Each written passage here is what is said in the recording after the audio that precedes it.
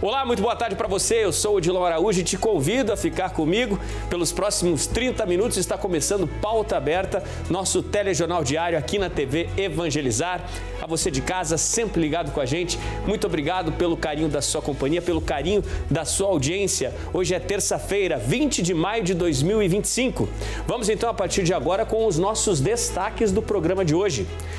Autoridades sanitárias na luta para conter o avanço da gripe aviária, sobretudo em granjas comerciais do país. Você vai ver como funcionam as barreiras sanitárias montadas no Rio Grande do Sul, no entorno da granja em Montenegro, onde foi confirmado este primeiro foco. Confirmação da doença já resultou na suspensão da compra da carne de frango brasileiro por parte de 19 países, mais a União Europeia. A Prefeitura de São Paulo anuncia a ampliação da campanha de vacinação contra a gripe. Agora não tem público prioritário. Pode tomar a vacina qualquer cidadão. Restrição é apenas para bebês com até 6 meses de vida. O INSS anuncia que passará a exigir biometria de beneficiários que queiram solicitar empréstimo consignado. Um susto na Barra da Tijuca, no Rio de Janeiro. Alunos de uma escola de surf avistaram um tubarão em sua impressionante barbatana. Foi o professor deles que gravou essas imagens aí. Fique ligado com a gente, o Pauta Aberta desta terça-feira começou.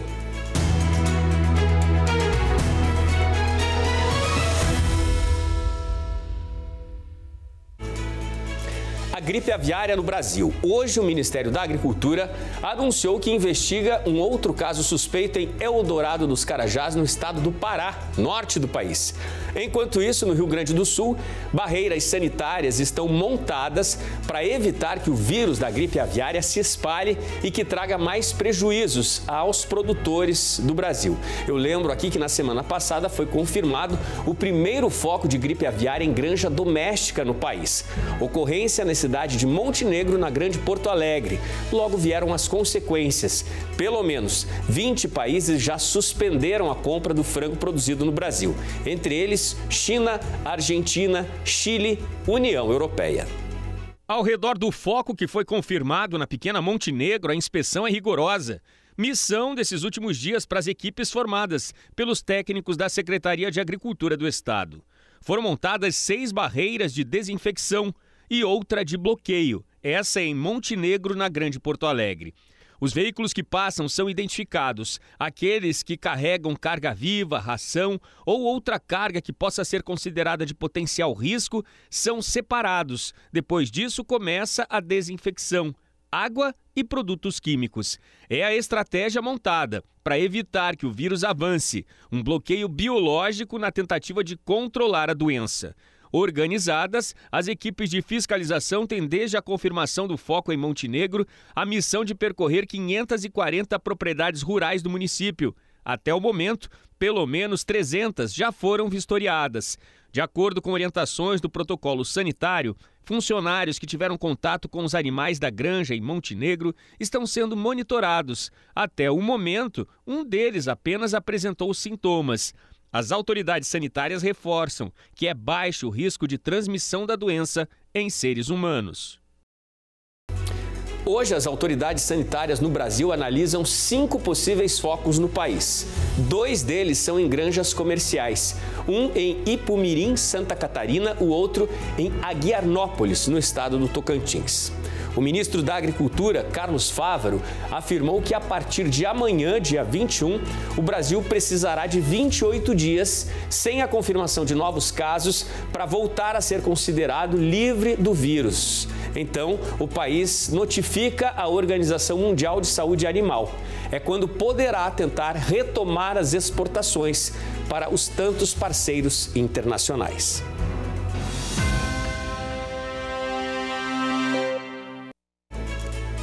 Em São Paulo, a Prefeitura da capital definiu ampliar a campanha de vacinação contra a gripe. Significa que, a partir de agora, a vacina está disponível nas unidades de saúde para todo o público com mais de 6 meses de vida. Na cidade de São Paulo, agora com a vacinação contra a gripe oficialmente ampliada, a população poderá encontrar e ter aplicada a dose em qualquer unidade de saúde, das 7 horas da manhã até as 7 da noite. Estes são os horários de segunda a sexta-feira. No sábado, muda um pouquinho. A vacina será encontrada nas chamadas AMAs e também nas UBSs integradas, no mesmo horário, das 7 da manhã e 7 da noite. O principal motivo dessa mudança estratégica de ampliar a vacinação para o público em geral foi porque a procura daquele público considerado prioritário pela dose do imunizante contra a gripe ficou muito abaixo das expectativas. E agora, para que as vacinas sejam utilizadas de fato, para que o investimento tenha valido a pena ao sistema de saúde, todos os interessados podem procurar a vacina e garantir assim a imunização contra a gripe.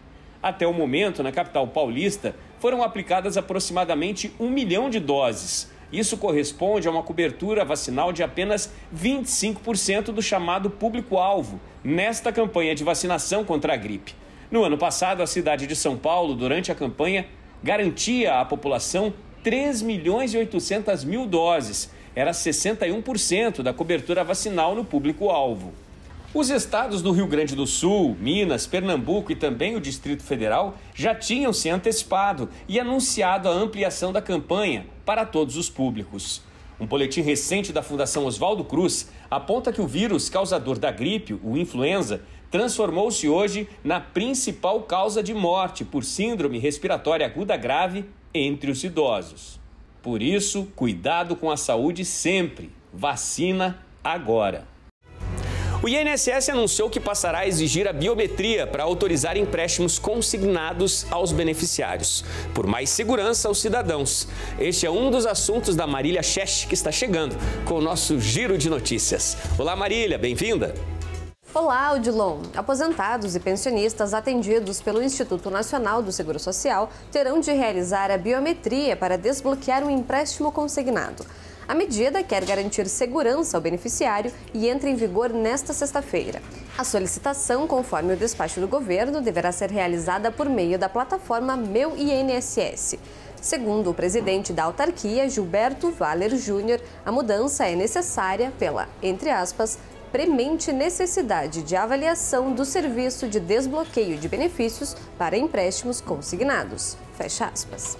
Boa notícia para a área da saúde. Uma equipe de pesquisadores do Espírito Santo desenvolveu o primeiro exoesqueleto do mundo 100% remoto voltado à reabilitação de movimentos comprometidos após um AVC. Sem nome oficial definido, o equipamento já despertou o interesse de investidores, foi tema de estudo científico e atendeu a primeira paciente, a Edilma, do Espírito Santo. Um exoesqueleto é uma estrutura externa que oferece um suporte ou proteção ou mobilidade a seres vivos. De acordo com especialistas, o uso da nova tecnologia tem potencial para acelerar o processo de reabilitação. Falando agora da sétima arte. Após ser ovacionado por mais de 10 minutos na sua estreia na 78ª edição do Festival de Cannes, o filme brasileiro O Agente Secreto, de Kleber Mendonça Filho, teve 2 cenas divulgadas pela organização do evento nas redes sociais. O longa compete pela Palma de Ouro, principal prêmio da mostra. Os trechos disponibilizados dão um gostinho do suspense da produção, protagonizada por Wagner Moura. O longa-metragem foi ambientado no período da ditadura militar no Brasil em 1977. O filme não tem data de estreia nos cinemas brasileiros até o momento. Eu volto com você, Odilon. Valeu, Marília. Muito obrigado pelas suas informações.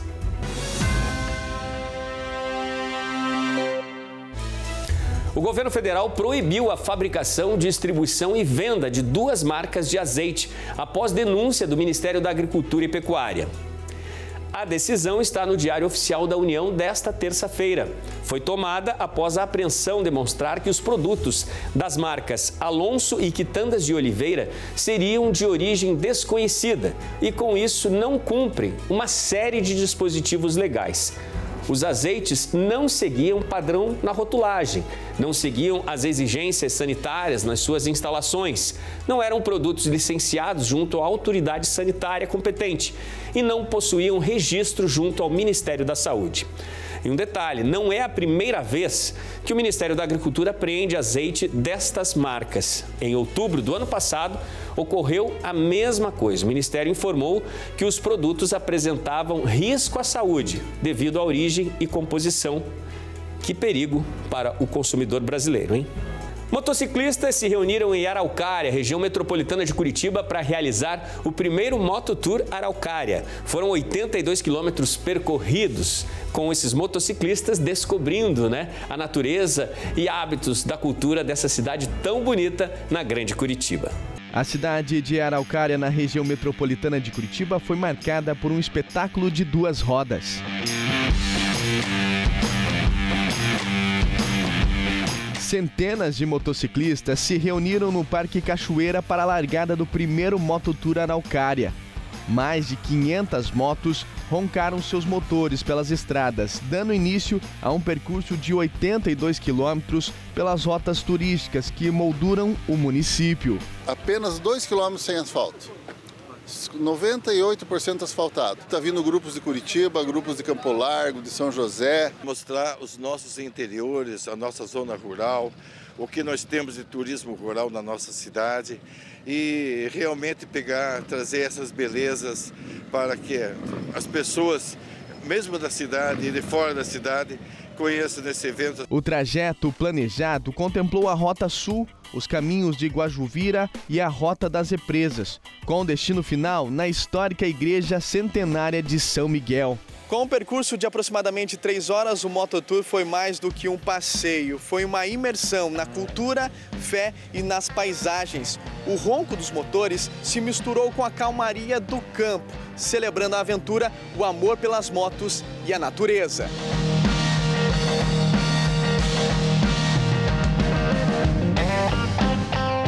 A chegada na Igreja Centenária de São Miguel prometia ser um momento de contemplação e história. O templo, com sua arquitetura singular e localização privilegiada ao lado da represa do Passaúna, carrega consigo a memória dos primeiros imigrantes poloneses que se estabeleceram na região em 1876. A amizade junto à moto traz a liberdade, a integração.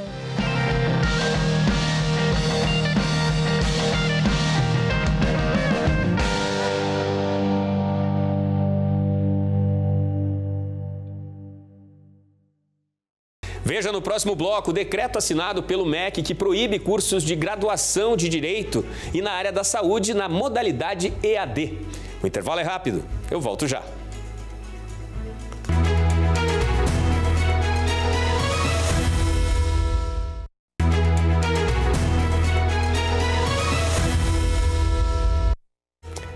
Pauta Aberta está de volta para este segundo bloco. A você aí do outro lado que está em casa, sempre ligadinho com a gente na TV Evangelizar. Obrigado pelo carinho da sua companhia. E abrindo este bloco, vamos de previsão do tempo.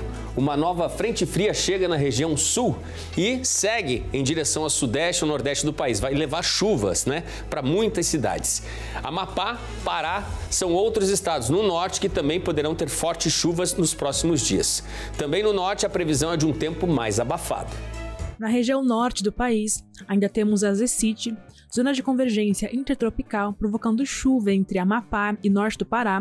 Então temos alertas para Macapá e Belém, enquanto os ventos quentes e úmidos deixam um tempo bem instável entre Roraima, Amazonas e Acre. Rondônia e Tocantins ainda terão um dia com bastante sol e temperaturas altas. Na metade sul do país, nós temos o avanço de uma nova frente fria que traz chuva e ar frio para os 3 estados da região sul.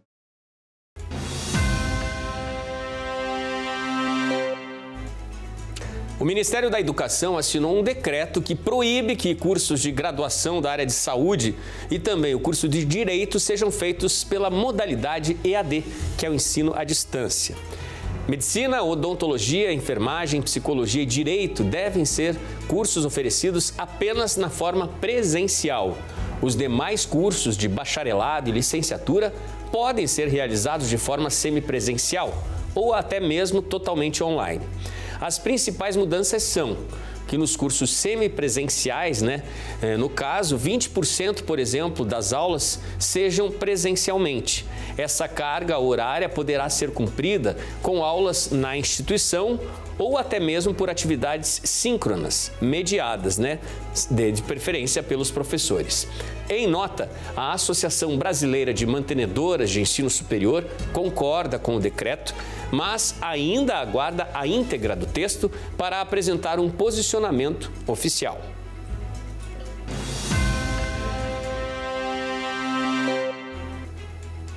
A Organização Mundial da Saúde aprovou hoje um acordo internacional sobre a prevenção e cooperação dos países contra futuras pandemias, após mais 3 anos de negociações intensas. O Acordo Internacional sobre a Prevenção e Cooperação contra Pandemias foi aprovado nesta terça-feira na Organização Mundial da Saúde, depois de mais de 3 anos de negociações intensas. Em um comunicado, o diretor-geral da OMS, Tedros Adhanom, afirmou que este acordo é uma vitória para a saúde pública, a ciência e a ação multilateral, e destacou que vai permitir uma melhor proteção do mundo contra futuras ameaças pandêmicas. O texto foi adotado em Genebra durante a reunião anual dos países membros da OMS e instaura uma coordenação global mais precoce e mais eficaz para prevenir, detectar e responder rapidamente a uma futura pandemia.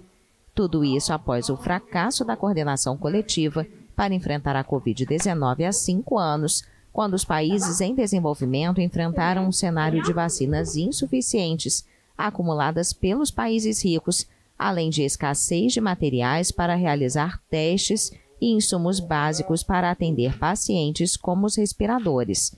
O acordo busca garantir um acesso equitativo a produtos de saúde em caso de uma nova pandemia. O pacto, adotado nesta terça-feira, representa um sucesso ao final de um processo de negociação difícil em um contexto de cortes drásticos no orçamento da OMS, que cada vez enfrenta mais crises. A saída dos Estados Unidos da organização, decidida pelo presidente Donald Trump, só vai se tornar efetiva em janeiro de 2026, mas Washington já havia se afastado das negociações nos últimos meses e não enviou representantes à Assembleia da organização.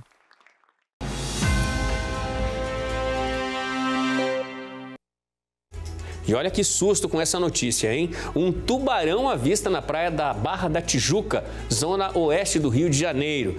Quem avistou o animal foram alunos de uma escola de surf. Eles estavam na água no momento, né? E dispararam de medo, né? Com a surpresa, escaparam da água rapidinho.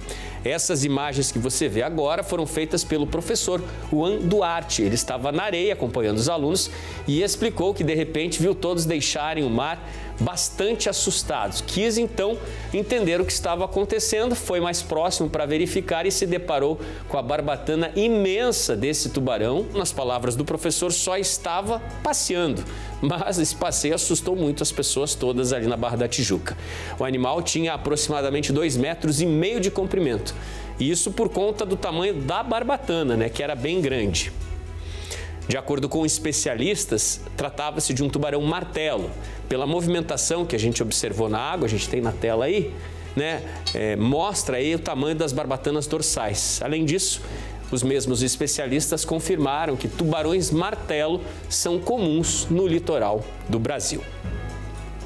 E o Pauta Aberta de hoje está chegando ao fim. A gente se despede hoje com essas imagens, né, desse susto grande na praia da Barra da Tijuca, a aparição, né, desses tubarões martelo aí que assustaram os alunos da escola de surf. Então, a você de casa, muito obrigado pela sua companhia. Fique sempre ligado na nossa programação a qualquer momento. Mais notícias nos nossos boletins. Boa noite para você, bom descanso. A gente se vê amanhã.